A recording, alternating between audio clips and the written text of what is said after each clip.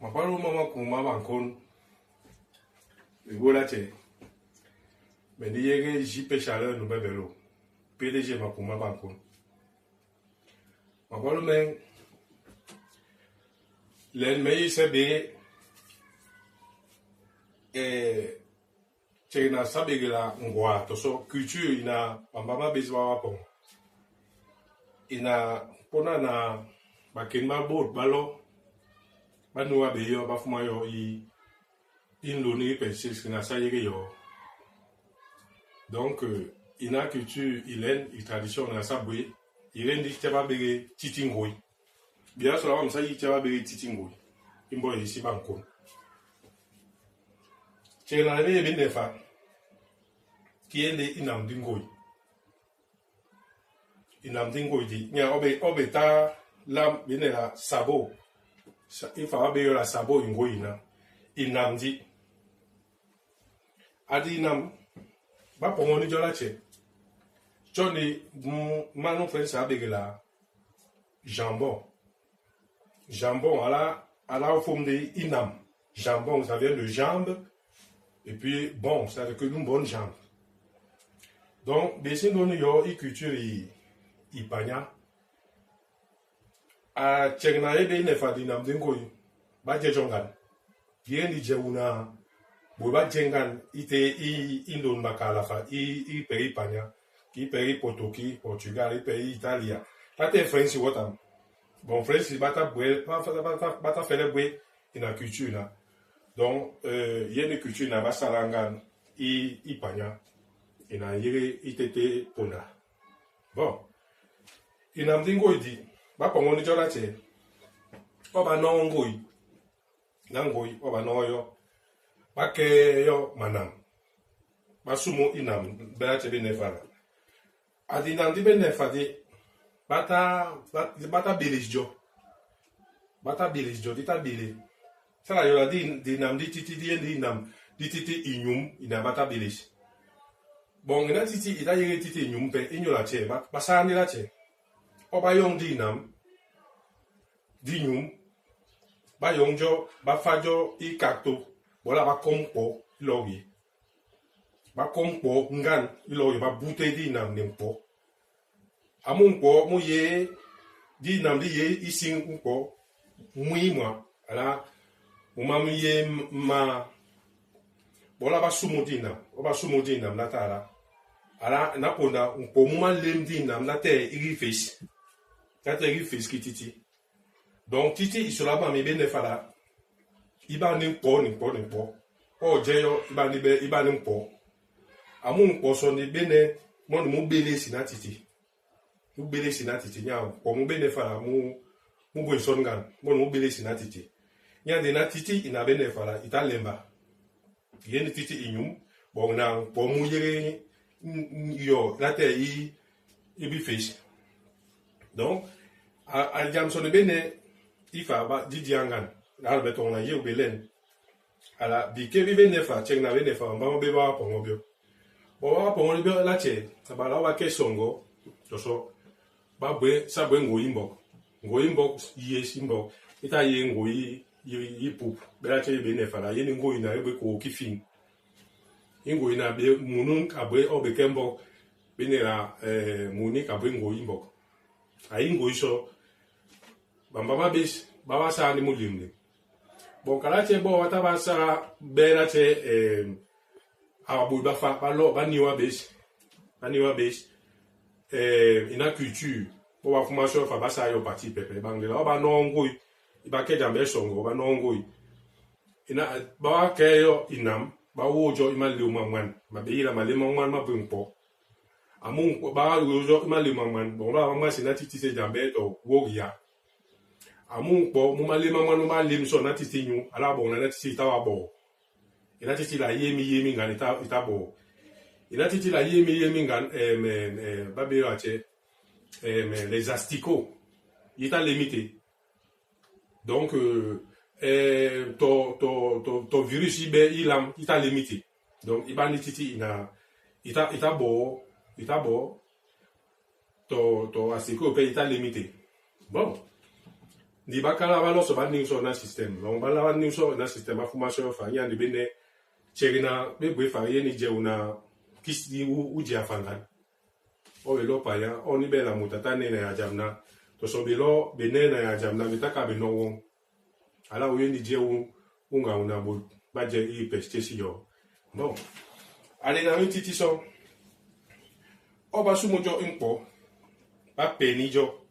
Ede munsinga muna mo ye fa. Donc, ma peine dit nam du titi. Alors, ma peine jola. Ma peine dit jola. Alors, bon là, à mon ko mo yérité ni poupée. Bon là, à mon et na titi ibe so toboto bon be wanja. Ni parti na iba nketi.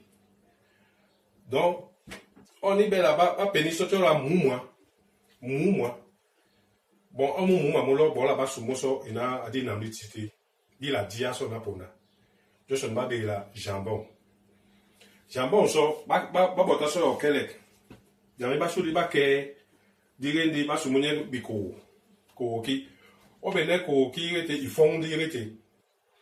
Haïti, il va être un opona na poupée. Il pêche yo. Ya, ils font ni poupée. Ils font des bons là, oh poupée, il bisbana ça, il fa, oh j'ai dit, ils font. Alors bon, la poupée était la bonne mi Congo binga. Alors protéger ouais et tout ça. Rien dit. Ingoi, ina yeke fa ben boy simbo. Ba je mama sur la ba mingoi. Ba ta fimi toja. To sabo. Ba je yo fa. Donc, mais là c'est bien pesa je yo imbo. Donc ba sumuso abiko obi. Abiko obi ben nebi. Ba pomon soupi. Ba fa yo isupi. Ba bo so parti ngale na ba ke yo. Obe ikele dina di yere mi sur minim. Bon, ben, mi toro. Mi toro mi yende bela che boba la pongo tebedi. Ki na cheba bege la entrée. Ami mi toro mi na ba ke la mi yende entrée. Donc mi so li ba fa on di bela avant la muta feje. Avant la muta feje, donc ami mi toro mi a ba je me manke. Bela che mu yere fa la muta je mo. Donc fa yende mi na mi yere be entrée. Ba sa la non gari cheba bege apéritif. Ami so mi ni yen mi so mi na ba fa I soupi mi je mi na ba pon. Jo ba fa ni mi o te be titi. Be je me ka be na titi na ye me je na ye ni titi npo. Bon igbe ku ya na we man ta la ka be wa ton ya mu aje yo bon ason te che na pieri. Donc à la sonde je ungo iwu yere ipe yo. Ba ke so ni mi o te. Ba ka ba gbe Nsio mu, nebe nsio. Ilendi mu no sa nede. Adi lendi, yende o aton ake nso mu toro, ala mu na mu yere toro. Ala toro bela tebe ne fala. One, di mutasala lendi toro. Dina ofa iya. O bo so pe nsio mu sa nela se bat. Tata bo ni ta ebe bo nsio mu na be la sa bombo yis. Uye be amu. Bon, bo so amu na iye o dilen. Opinindi le ni te penene la di be loma. Ala bon la, ok, titi ni fosa di nyon. Bon, bo so amu si o pe, muye be si o be miye mina sa bo mo mina mi ye wapa. Yo fe mi sa ande la. Bon la, bo so mo muye re tete. Alors opinis akite la. Mi a bene la che mo si o muye re. Yo bi ke bi so la wa pon la so le bio. Ikele titi. Bon, on va so mayen manin. Mayen manin mon pe mayen di mulimle. Oh, mettons la meke ina titi na. Ala mi so mini mesala ndi di lendini. Donc, on met ton sog là. Meke titi inso mutoro mesala ndi di lendi. Ala jamni lendi di bwe mwinson. Donc, ala so ne ba ala ndi ngoi Isela I pesio. Bon. On est bel au beso tebe di bela che sayola yene be apéritif. Obre ami somi toro mi on ba fa yi apéritif. Ami mi yene che na ba fa soupi. Ai ko cho pe ba fa ni cho soupi. Ala mi fonde na di rete bo wa jejo. Ala po pe yene ngal ala taka uteges. Bon mi kongo bengal. Donc ina titi ina yere fa na yere apéritif. je suis pas accompagné de mon wife, bon, ben là, tu veux. Donc, mon wife. Mais si bon, il y a ça, ben, mon maman yin. Mon maman yin. Bon, depuis son père, ba accompagné ça, il a titi, ni tchénave, il vient faire. Alors, va bérir là, ndong. Yen ndong. Donc, bi kebi sur la bande, dit ba djebio. Ba djebio, il te bidi. Ba breri man wa. Bon, il a donc, ba djene yo la tche. Donc, bela tche be yebe no yo fala. Tche na be brefa, ba yende ma huile d'olive. Nta ya tche be olive ni banko.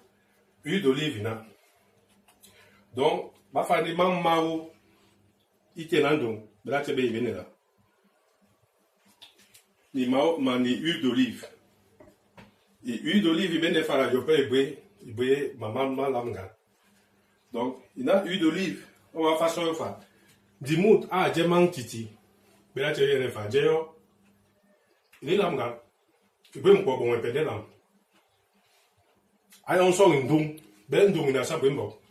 Il n'a rien de dong, il a. Non, dong, il a ça, à j'ai yo.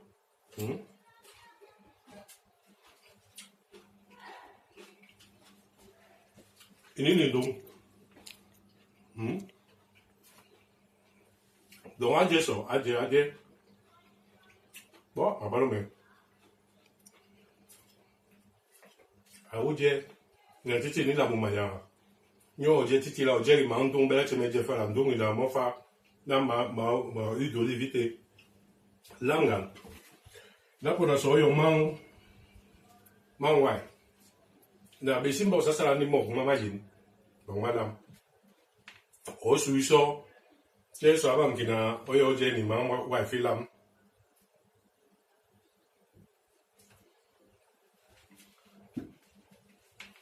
voilà lamgan donc à la sur béton là Daniela neye be bom be won matewe la che ma mesman bok akala bate maloba ani wa be mio voilà va fuma mo i pe chang yo nyo la so me meton la makuma bankon abike be bina bani wa bis sabota be ko la timbo yis ça récupérer c'est na be la culture yis et culture yis na abike bina biye fa bina be sa yisa no ngimbu fa biye be simbo donc ton la ça nous bio imbo. Attention, mettons là, il y a au Bélène. Alors, ngoi ibene, ngoi ni mfenya ilo nbakalanga. Badje mama sur la bande ngoi. Bene jambe, il a produit na cabo de beyo la sauce son. Avec la jambono. Il faut tiens na bene fa yeli titi ngoi. Titi ngoi di ba fala. Ba sa ando mulimlim nyimpo.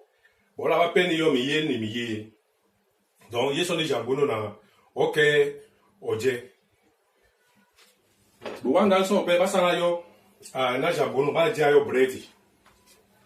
Ba dia yo bread. Ala muta yo jambe bread là. Donc il me manque bread c'est bon. A can bread bela chesa ipongo sandwich imbo. Be kongena ponda ina boa yo la pain jambon. Bon na jambon iba ni be pâté. OK so ni bread là. Bon, on fait, à qui t'étais bréti? On est, on fait, t'étais bréti là. Avant de l'angle, on met ces liens, maman opi olive. On fait, maman olive, t'étais beau bréti. Ma cara, bi kebi sur la maman djebio. Bon, bi pour me boy. Bon, on mettait le tas là. Gabanga. Abi kebi sur la maman, lam dibio, ni bike, il faut avoir bébé en effet, c'est la pois chiche. La bébé à pois chiche. Pois chiche, il y a une belle maton. Maton ma waja. Donc, on va la mo, dit ma façon à ititi sur la mamité. Ba faire une don, bi kebe sur la maman faire voter. Ba faire abi korobifon, ite ina bi kebe sur la maman. O pour payer son gan, à où j'ai dit, mais ça j'ai yo. Obéir son repère. Au bout ça fait à où va bébé la petite pois. Bon, il va ici banco ni ya, il va ici banco mais là c'est pas boué avec lui. Bon, il y a des petits pois il n'a pas boué. Le père va l'amener au moulin, mais là tu mets qu'à bénir à qui mato. Il va fabriquer bis sur la mi soupi.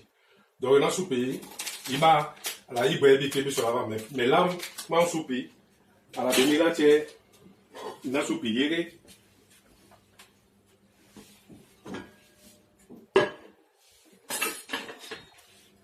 Donc, il a soupé, il n'a pas fabriqué vite, on va mettre bébé dans la titi.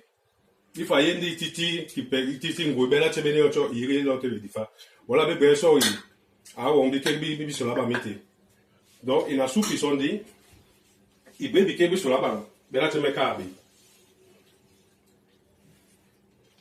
Il bébé bébé sur la bas. Donc on a il peut payer na yéré. Habité sur le budget. À Dieu, je vais faire, mais là, tu es bien faire. Rien de bon, biquet, bina, bini lamgan. Quand on a pour payer, bien le budget, yo.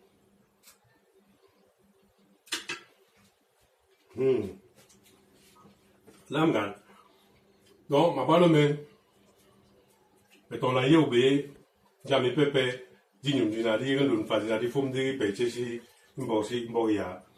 À la bima kumbu sakla sayi la chemba ma komushi mayege balo bani wa be bike bisa no ngam bus be jam dina di endi be bakin bike biso ba me fom dimi imba yes banje ba yege makumbu banje makumbu ma bankon. C'était le PDG JP Chaleur Ndombebelo pour mon peuple Bankon et pour l'association internationale Bankon. Mbo Bankon, il va sous. Mais sommes des